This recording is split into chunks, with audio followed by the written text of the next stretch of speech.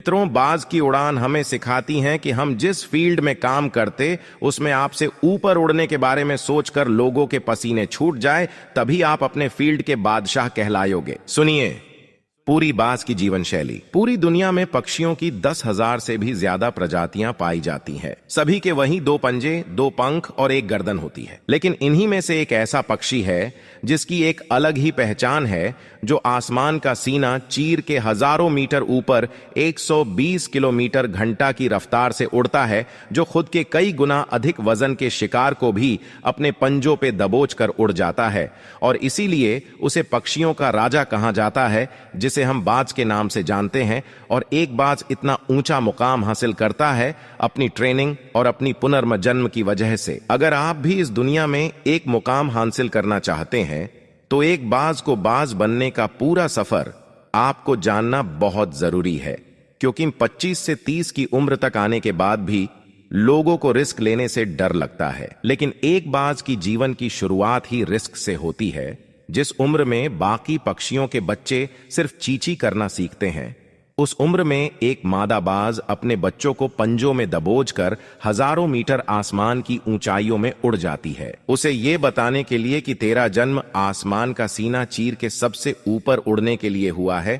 तेरा जन्म पंछियों का बादशाह बनने के लिए हुआ है। जमीन से हजारों मीटर ऊपर ले जाकर मादा बाज अपने पंजों से उसे छोड़ देती है, और यहीं से शुरू होती है उसकी हाई रिस्क ट्रेनिंग। वो चूजा जमीन की तरफ तेजी से गिरने लगता है। थोड़ा नीचे आता है तो उसके पंख खुलने लगते हैं। नीचे आते आते वो अपने पंख फड़फड़ाने लगता है, लेकिन वो अभी तक उड़ना नहीं सीखा है। वो जमीन से कुछ ही ऊपर होता है। ऐसा लगता है कि कुछ ही सेकंड में उसका जीवन समाप्त हो जाएगा। लेकिन अचानक एक पंजा उसे अपने गिरफ्त में लेता है और वापस आसमान में उड़ जाता है।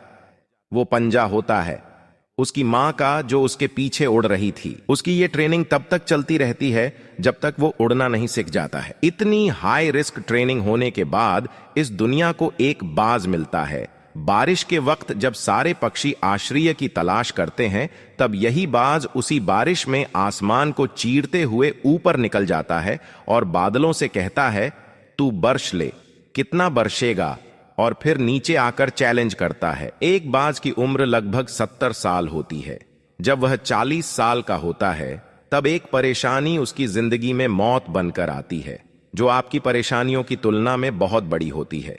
क्योंकि 40 साल की उम्र में बाज की चोंच इतनी मुड़ जाती है कि उसे शिकार निगलने में बहुत परेशानी होती है। उसके पंख भारी हो जाते हैं, छाती से चिपकने लगते हैं, जिससे उड़ना बहुत मुश्किल हो जाता है। उसके पंजे लंबे और लचीले हो जाते हैं, जिससे वो शिकार को सही से नहीं पकड़ पाता।